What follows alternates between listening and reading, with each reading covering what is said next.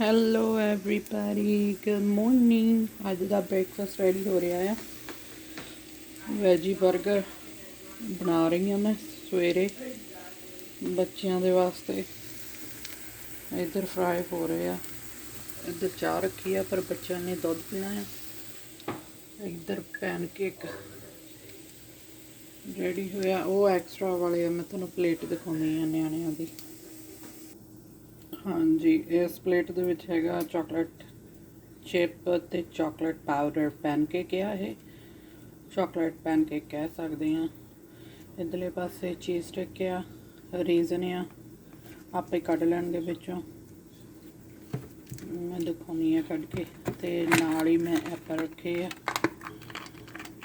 ਇੱਦਾਂ ਡੱਬੀ ਦੇ ਵਿੱਚ ਹੈਗੇ ਆ। ਜਿੰਨੇ ਇਹਨਾਂ ਨੂੰ ਲੋੜ ਹੋਊਗੀ ਯੂਜ਼ ਕਰ ਲੈਣਗੇ।